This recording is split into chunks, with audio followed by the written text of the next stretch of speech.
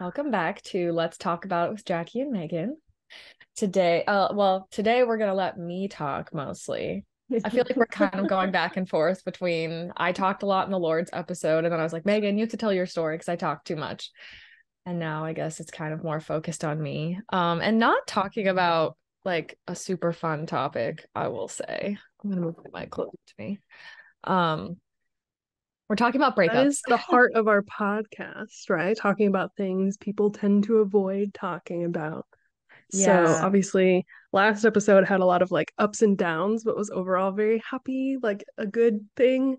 Where this time we're going to be talking about healing from a breakup, your experience, your thoughts and reflections, which I was reminded we did an episode in like season two, Hmm. um, where what was her name? We talked to someone about like surviving and thriving in a breakup. My friend Rebecca, so she went Yes. through a pretty rough breakup. Like a guy she thought she was gonna marry, and he broke up with her unexpectedly. A different scenario than my breakup. Every breakup's different, like the reasons. But anyway, like it was a hard breakup. He broke up with her unexpectedly after she had moved to be closer to him. And so her whole life was just like kind of upended. And yeah, she talked about her experience. And I forget how long it had been, maybe a year. So she'd had a little more reflection and healing out of her experience than I'm gonna talk about. But I'm happy to report that she's now engaged and I'm going to her wedding at the end of December. Oh, Been yay. like it's been like 4 years maybe since her breakup. I don't know. But yeah, she just got engaged earlier this year. And yeah, it's hopeful to kind of look at like, okay, God had a much better plan for her and had someone else in mind for her. But that's a really good episode. Rebecca had some good insights. And at that time, I'd never been through like dating someone for a long time and then going through a breakup. I'd been in like situationships and had definitely gone through rejection and someone And heartbreak. unexpectedly get a heartbreak and someone unexpectedly ending things with you. But I had never gone through like a true like we dated for a significant like for me, my ex, it was a year that we dated where it was like very serious and we talked about marriage and you start like picturing a future with this person and then it ending and kind of feeling like you're picking up the pieces of your life and they ending in like a very shocking way. Yeah. And yeah, I'm not going to talk about the specifics of my relationship or even my breakup in this episode because it's just not something I That's want to private. share.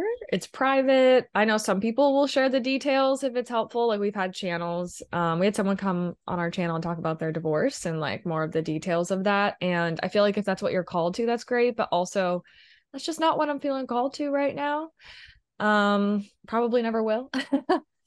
Well, And and like you said yeah, too, like this isn't something you're looking back on like a year after the fact. Like you're very much in the thick of it in the moment. And so yeah, it's probably even wise to like if you were feeling more like that's something that you would be called to, it would probably come later when you've had yeah, time to right. really process, really work through it, think through Yeah, things, reflect versus in the thick of I am currently healing right now. I am a wound and right. I'm bleeding still. So I think that's just wise either way. If you're going to share it later or you never share it, not the time now. No, and yeah, I definitely was not ready to talk about this or share anything at all until now. It's been a little over 4 months, and everyone's healing process is different. Everyone's timeline is different. But I definitely was not ready. I didn't think there was anything helpful that I could share. And I just want to like give a disclaimer in this episode. This is what the past 4 months has really helped me to heal and find hope and like cope with my situation. And I finally do think I like have maybe useful advice, especially to someone that might be in like that first 6 months or even like I can share like right after it happened, like what has helped me um to actually like keep living my life and just cope with something that feels very catastrophic in the moment. And yeah, that's kind of where I'm coming from. Not like a year out where I have all these reflections and I feel totally healed and over it. Um So that's kind of where I'm sharing from now. And, if a year out, I want to like come back to things and share again, I think if I pray about it, it could be helpful. But yeah, I'm just now feeling like I actually have maybe helpful advice or something that would be productive. I don't know if that's the right word, but to share. Yeah. So I'm basically just going to give my tips of, healing Yeah. and And what's I helped me. also remember when we talked to Lauren in that episode where she was talking about her divorce, she was saying like it was actually helpful for her when Yeah. she was like, only 4 months healing to like listen to someone who was 10 months and then to listen to someone who's a year, or to like Yeah. when she was a year out, listen to someone who was, 10 months in the thick of it. Like there are reflections and processing that you do at different stages of that healing journey that are still Yeah. beneficial to someone Mhm. to hear, or can help them realize I'm not alone. Those are some similar things, or that's some great advice. So I think there's definitely beneficial things to hear from someone in your stage of healing and even, the next stage of healing. So I think it's very brave and beautiful that you'd be willing to share sort of Yeah. raw where you're at right now. Yeah. I think my heart in this episode, first of all, is like to anyone that's in the thick of a breakup right now, I just want to say that I am so sorry. And I wish I could sit down with you specifically and talk with you through your situation and just be there with you to grieve, especially if you're like fresh out of a breakup. I don't know if I've ever felt anything so painful in my entire life. Um, yeah, it was like the worst pain I have ever experienced. And it's a grief. It's truly a grief. Like you are mourning the loss of something. And so I just want you to know that like your pain is valid and this is terrible, but like it will get better. And I know that's impossible to think when you're going through it, but I want to be a voice of someone to tell you that you will survive this. You will be okay and your life will go on. You have to go through the healing process. But yeah, that's why I really want to share this of like someone that might be going through that, or maybe you're further out and you still feel that way because like I said, everyone's timeline is really different. But if you're really still in the thick of that grieving process, which is actually, I'll get to it a little bit later, but one of my tips is like you have to really like let yourself grieve. So I just want to say to anyone that might be going through that, I am so sorry and things will get better. And like you have a place in my heart and I'm always praying for people, especially after going through this. Like it's so horrible and there's no way to sugarcoat it. It's pretty awful. And I actually had people tell me that they're like, we're here for you, but like, yeah, we're not going to mince our words. Like, this is horrible. It's one of the worst things you'll ever go through. um, but it does make you stronger. So I want to jump into my first tip. And I've seen people that have chosen to do this and that haven't. And I feel like it's different in every situation, but I feel like for the most part, and most of my friends, even those that did not do this and they regret not doing this, is to go no contact. I know that especially if you're fresh out of a breakup, that seems horrible. And you're just like trying to process this person being out of your life because probably, especially maybe if it was a surprise to you, this person was a part of your daily life and like a very intimate part of your life. And it's so jarring to kind of feel like that person was just ripped out of your life. And that's why, honestly, it is like such a grieving. um, but I really think for you to actually heal and like have the time and space to process your breakup, you have to go no contact. No trying to be friends, no like weekly or like monthly check-ins. I just really don't think that's ever a good idea. And for some people, a ending conversation or like a wrap up conversation can be helpful. It really depends on the situation, but you're not going to really know if it's going to be helpful or have the space unless you really like take some time away of like completely no contact to process. Um I when I went through my breakup, I originally thought like I would need a month and then I would talk with my ex again. And um the farther I got away from it, the more I just like was able to like process on my own, process with my friends, my therapist, and like in prayer. And I just like realized I don't think that would be helpful for me. And if I had like given into the temptation in the beginning to like keep in contact, I also think it would have just kept like reopening that wound. Like I think for a wound to fully heal, you really need to just like cut it off. Because ultimately this person, which is very hard to accept and it takes time to accept, is no longer a part of your life. And it's like inappropriate for them to be, especially in like the first few months or like, you know, time and healing. So I really just think it's best to go no contact, like no checking in. It's so painful, but it's so hard. And I actually saw a TikTok when I was going through it, and like at first I said like I had chosen like at least that first month, like I was definitely not going to reach out. I needed like that space to process and heal. I saw this TikTok of someone saying like, "Oh, how did I heal so quickly from my breakup?" Like it was going no contact. So yeah, that was just like an encouragement to me. And pretty much all of my friends were like, "Yeah, probably not good to contact this person and just to like cut it off," because like my mindset was like, I want to make this person like a distant memory to me, and he can't be a distant memory to me if I keep letting him into my life. And that's so hard to accept. I remember in the first 2 weeks, like me sitting there and like thinking about the fact that like this person was out of my life and I really might never see them again if that's like what I decided was best for me. And it was horrible.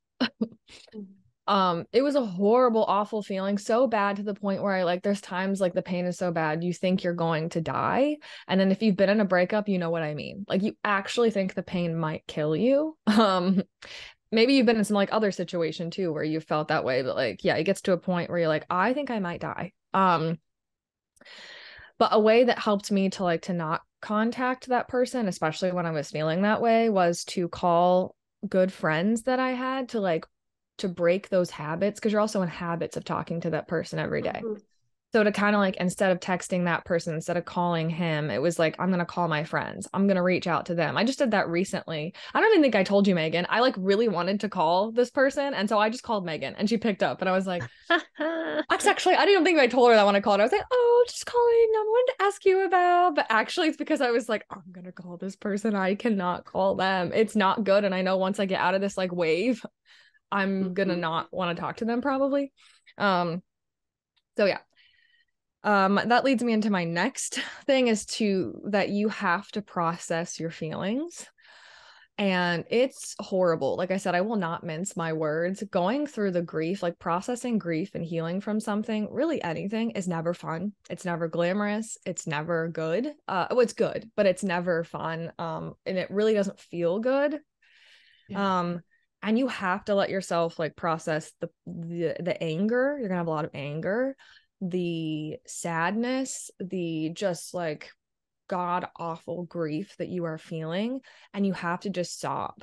Like I remember I would just like be at work and I'd be like, all right, time for my sob break, and I would step out and I would just let myself like weep. Like you really have to like just let yourself cry, like kind of like let yourself just fall apart, and like you won't even have to like let yourself, because you just probably won't be able to contain like crying randomly if you're like me.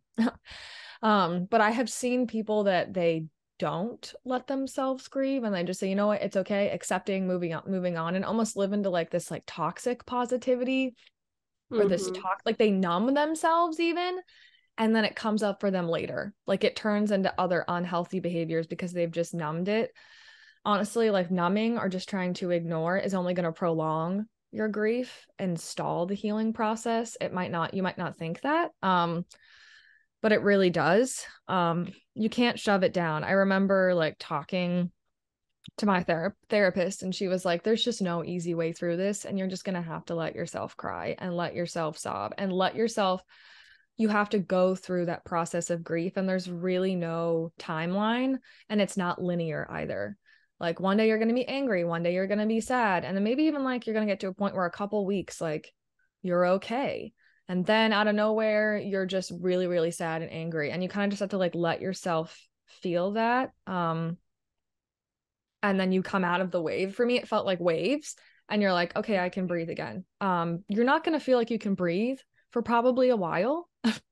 And that's why it's just like good to have good friends with you, and also just to be patient with yourself. Like you're mourning a death, the death of a relationship, the death of a future you envisioned, and in some cases the death of a person you thought like who you thought a person was. Like there's so many different scenarios in a breakup, but like you're really mourning, like especially if you thought you were going to marry this person, or maybe you were even engaged, or I don't know, but like you're mourning an entire future that you had. So be patient with yourself.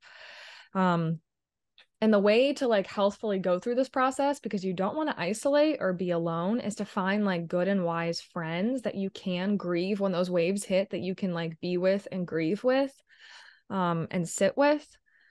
And I found it so helpful to find a good, wise friend in my life who I was blessed that actually went through like a very similar breakup situation to me. Like even the reasons that the relationship ended were similar. And that was someone that was so helpful to just like sit with and talk with and grieve with. And like she really understood. And it's also good to have those people because they can give you hope, because she'd been out of this situation for a few years now. And she was able to like sit there and tell me, like, this feels horrible. And you really do feel like you will never get over this person. You will never be happy again. And you will never feel a shred of joy in your life again, but you will. It feels that way, but you will be okay. And like I would talk to Megan, who's like been through similar things in her life. And like I found a few really good friends who I know understood what I'd been through and have been through a really bad breakup. And they could give me not only good advice and just be like good friends and be there with me and like talk with me through the waves of it. But also they were like an example of, okay, the pain does get better and you can move on. Like a few of my friends are dating new people that had once like were like, I'm never going to get over this person previously, you know? And so it gives you hope. And it's just good. And if you don't have that person to look at, you could look at me. I could talk about how like I'm doing much better 4 months out than I never imagined I was even gonna like my life was even gonna go on. Like I could even like take another step. Like especially the first like couple weeks after. And I always say like nothing was worse than like the first 2 days after. Like it was just like you honestly just have to like get through it, like just survive, because it's so horrible. um yeah, so that's find people you can open up to and trust. I think it's really good. So could just recap: 1, go no contact; 2, process your feelings; 3, find good friends to process with and spend time with, and that can give you hope; and 4, I think it's also really good to find a good therapist if needed, and a good spiritual director if you are religious, or a mentor might be a spiritual mentor might be the language that you use. And maybe you won't need either of these. Maybe like having your friends will be enough. But like for me, I already had a therapist, but just having a therapist that's trained to kind of like, they're usually trained to actually walk someone through the processes of grief, whether that be a death or like a breakup. And they can give you really helpful resources that will just help you in your processing. And they can kind of be a more unbiased like third party because they're not in your life. Like they didn't really know that person that was in the relationship with you. Because my friends, like, they are a good support, and it's good to have people that also knew that person and like knew the situation well, but it's also good to have someone that's kind of like outside of it. And I said like they're trained mental health counselors and they can help you cope and find healthy coping in all of this, and like a more, I don't know, like trained medical way. I don't know how I'm trying to think of that, but like, and recognize if you right, have an unhealthy pattern right, starting. Like you were right, saying, how it's dangerous to, put it down, not process. right, They could recognize in you that is taking place and point it out and walk you through it and help you kind of backtrack and not take that unhealthy way of coping. So it can be helpful to have a professional where a friend might not be able to see that as well or in the same way. right, because you never know. Like I thankfully had really like healthy good friends, but maybe your friends don't have the healthiest coping mechanisms because they're just, and they might not be able to see, or they are just more biased because they're in your life and they're your friends. So it's really good to have someone, a therapist, like a third party. And I found it helpful to talk to a spiritual director, like mentor kind of figure, because they can help you focus on the more spiritual side and like focusing on God's will in your life, like really trying to stay focused on that and refocusing on that and just finding hope in your life. And yeah, being able to pinpoint maybe where God is in your life and in your story and really help you to just process like what's going on in your spiritual life through a breakup. Yeah, and that's going to be different for every person. Also on the spiritual side, I think it's good to implement daily prayer if you don't already have a prayer life, and to be really rooted in scripture. And this is for if you're Christian, because there's going to be so many lies that the devil is going to try to throw at you. Like you're going to be alone forever. This was all your fault. You're not good enough. I mean, every situation is different and depends on like the wounds you had before, like what the circumstances of the breakup were, but whatever they are, there's definitely going to be some lies that come up in your life that are going to make you want to doubt the goodness of God and his providence in your life and his plan for you. And you're probably going to keep having to fight that, but being rooted in scripture and like having that and that time with God is only going to help you. I mean, that helps anytime in your life, but especially when you're going through some kind of like major grief or life transition. So I think that's definitely a really good thing to do. Another thing is to build a new routine. Building new routines, like, well, your life just like drastically changed. So you're going to have to build new habits and new routines. And for me, it just felt like, so I'm having this new time in my life because I'm out of this relationship. You know, a relationship is a big chunk of your time when you're in it, you're investing. And I just tried to see it as, okay, especially in the beginning where I couldn't think about, oh, I'm going to try new things that make me feel happy because I'm just trying to survive. It was like just implementing new things in my life, like new little things that could help nourish me and could just build a new routine. And I felt like I was essentially like building almost a new life with this person out of it. And those new routines can help you, like, I don't know, I wanted to do new things that I hadn't done in that previous relationship so that it felt like new. Like, okay, this is a fresh chapter. I'm starting over. There's obviously things you can't get away from that will like trigger you and make you think about that old relationship. And you just have to process those as they come. But like building new routines, I don't know, helps you focus on you and like your new life moving forward. And I also think like tapping into your own interests and doing what gives you life, like take back your power and fill your life with good and beautiful things to outweigh the sadness.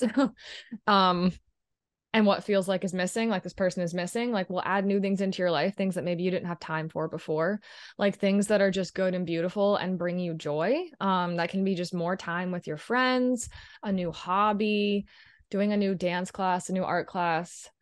I don't know, just like finding new things that bring you joy. For me, a part of that was like doing more volunteering in my life, which I didn't really have time for before. And I think volunteering in general can just be really great to do because first it like gets you outside of yourself and like ruminating on your own life and your situation, and like falling into unhealthy self-pity.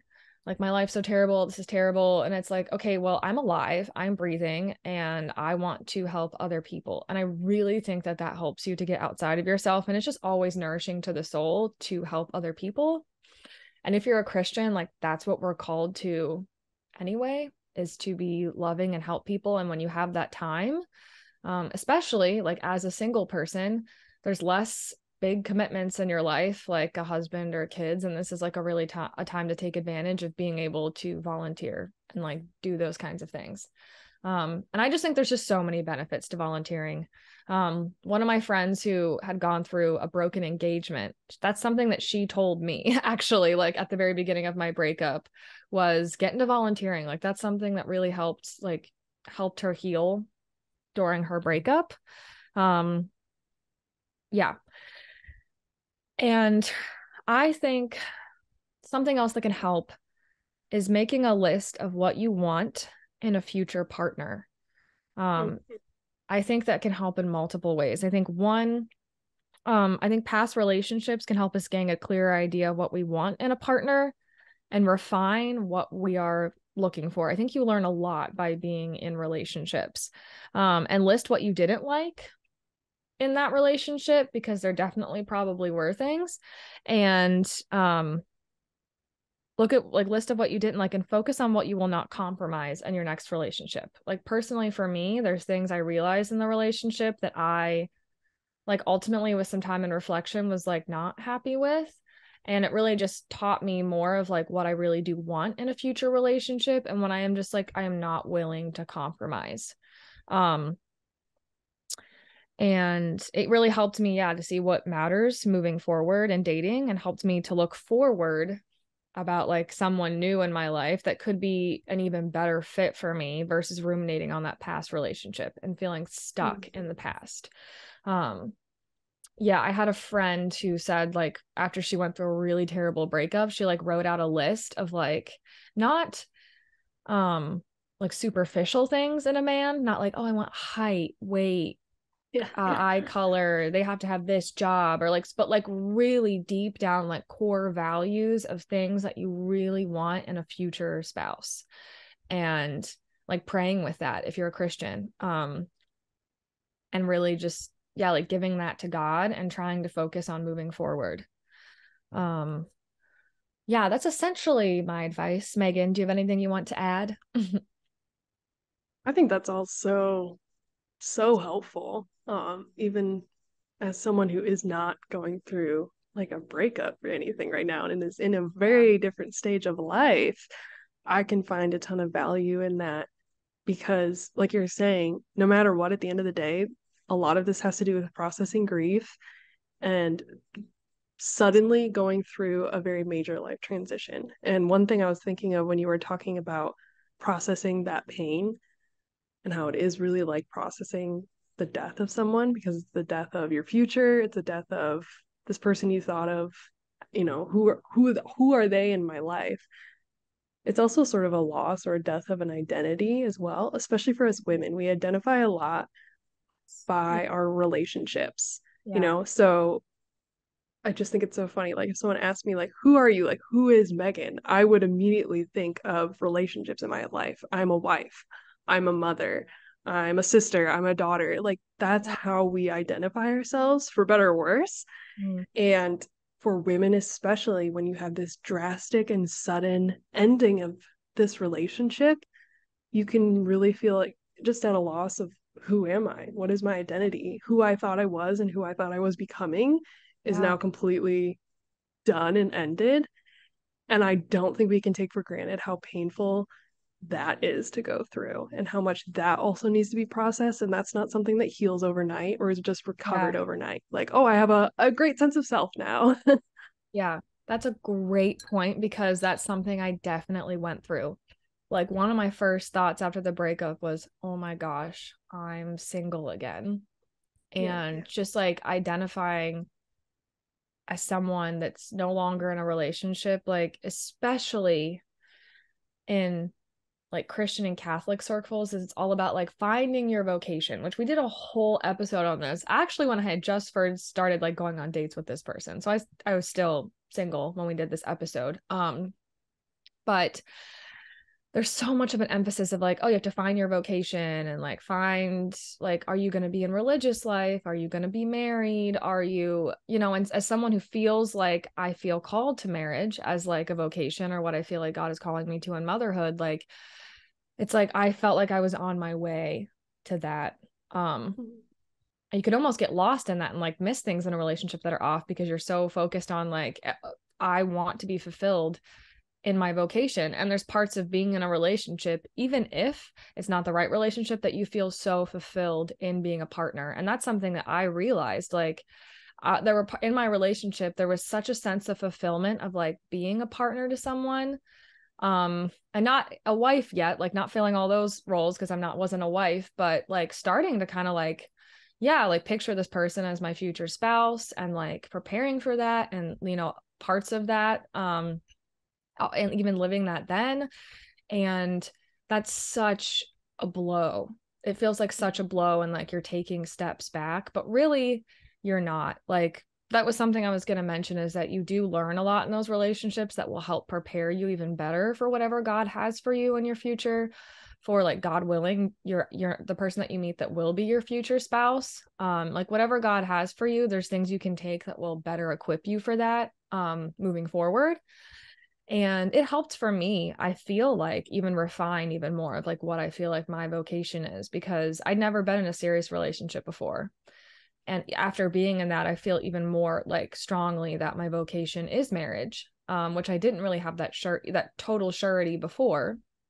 Um, and like I don't know what the future holds, but at least like yeah, I'm like okay, I do want to be a wife and a mother, and I want to focus on like whatever God has for me and growing on that way, and like yeah, trying to move forward, and when you're ready, like date and like try to pursue like that vocation. um and yeah, that's such a good point to bring up, because it feels like you're almost taking a step backwards. And just try to focus on like no like if this is God's vocation for you, like there's stuff that you learned in that relationship, and it's going to take you time to see it. When people would say that to me like the first like couple weeks or like days, I'm like shut up, I am in so much pain and grief and I Don't hate this. care. I don't care, this is Yeah. horrible, and I would rather this never have happened. Like either like this breakup never happened and we were still together, like I don't care what wasn't right, like this is just too painful, I want to not be in this much pain anymore. Or like I wish I'd never like been in this relationship so I didn't have to go through this. But like really there's things that God redeems and can do anything, and he lets certain things happen in our lives and he uses it all. And like there are definitely things that you will be able to see as you get out of the relationship that you grew. Like I know that I drastically grew in my faith. I felt more sure of my vocation, and I just see even more now of what I want in a future spouse. And like I'm still processing and grieving, and I'm not like great every day where I'm like, okay, that was good for me, I see it was God's will and I fully accepted what happened. Like no, I'm still going through days where I'm really sad or I feel just really in pain. And yeah. um and like I said, this journey will look different for everyone. Like you may feel like you're called to have a closure conversation, or I mean, I don't know, like every situation is different, or write a letter. But yeah, I think just trying to really focus on yourself in this process and what you need, not what that other person needs, and focusing on God's will for you. And just like I just want to give you just a word of hope that God does have a plan for you, and he can use this and will use this to prepare you for whatever he has for you. And that like your life right now as a single woman has so much value, and there's so much that God wants to do in your life, and that like he can do in your life. And I feel like I've even learned even more, like maybe another episode on singleness and like finding fulfillment and happiness in singleness while also like balancing those unfulfilled desires. That could be an entire episode, but I'm just really in a season of like I feel God is like just calling me to get closer to him, still like healing from this breakup, but just to like really focus on what God is doing in my life now, because your life doesn't start when you get married, when you get in your quote unquote vocation, like marriage or religious life, or like your life is happening now, and God's vocation for you is to love him and to help lead souls to him, and he can do that with you now. That's just like I know God can make my life beautiful and do good things for me if I'm like single forever, which like I really hope not. I feel called to marriage, but like God is in charge of my life, I'm not. And like the best I can do every day is like try to do what he wants. And yeah, for someone feeling like, oh my gosh, I just got ripped out of my vocation, or like my life doesn't have meaning unless I can identify with one of those things, that's definitely not true. And man, that's something I'm very passionate about. I think we should do a whole episode on that. I love how you mentioned how much you grew, like not just through the breakup process, but looking Yeah, back and the actual relationship, and how much God used that, because God does truly use everything and he has a purpose and nothing catches him by surprise. right. And then one of those things being like your own personal faith in God growing and maturing. It made me think of the beginning of James chapter 1, Mm-hmm. starting in verse 2, where it says, "Count it all joy, my brothers, when you meet trials of various kinds, for you know that the testing of your faith produces steadfastness. And let steadfastness have its full effect, that you may be perfect and complete, lacking in nothing." And so I think that's so beautiful, just that picture of this trial, this suffering that we went through has purpose. There is purpose in the pain, and it's not invalidating that pain. Like, it is a trial, it is horrible, but that it produces in us something good, and Mm-hmm. that God, like you were saying, redeems that and can take that. And that if we surrender to that steadfastness that is being produced in us, it can have this beautiful full effect in our life. So I think that's such an empowering message for someone to hear too, who's in the midst of that, that yes, this hurts. Yes, this is a suffering, a pain, a trial. God is at work in you, even if you can't see it in the moment, that you will look back on and be like, wow, he has done all of this in my life. And what has flourished from that? There's hope, you know? There's hope. And just because you're in deep pain, and I know you might not be able to believe me, but just like hold close to this, that just because you're lamenting and you're in deep pain does not mean that God is not with you. Mm. And like we see throughout scripture that it's sometimes like lamenting is an essential part of our life. We see that in scripture. I think it's Ecclesiastes. God says like there's a time for joy, there's a time for dancing, but there's also a time for weeping. And it's okay to be sad or to feel angry too, especially if you're a Christian. You can think like, I just have to accept this is God's will. Like, no, it's not always like, first of all, it's just not realistic, but like, it's okay to lament and to weep and to Yeah. be angry about what's happening. Um, as long as you don't, it's actually, a worse sign if you like push God out of your life and you become numb to those things and like don't care, but like go to God with your anger and with your sadness and like, and know that he is close to you. We see And that your all throughout confusion. Why scripture. did you let Yeah. this happen? Why did it go so long before I knew? Like, those Right. feelings Oh of gosh. confusion, like, we're Yes. finite beings. We can't see the future. We don't have the benefit of hindsight yet. We're in the midst of it. We can only move forward. So going to God, who we know completely understands, but also that he has this infinite picture, and just coming to him and being like, I'm confused. I don't get it. I don't understand. And you can even intellectually know someday I might be able to look back and understand, but in the moment, like, just taking those hurt and pain of confusion to God, I think is so important, because he Yeah. holds that so gently. Yes.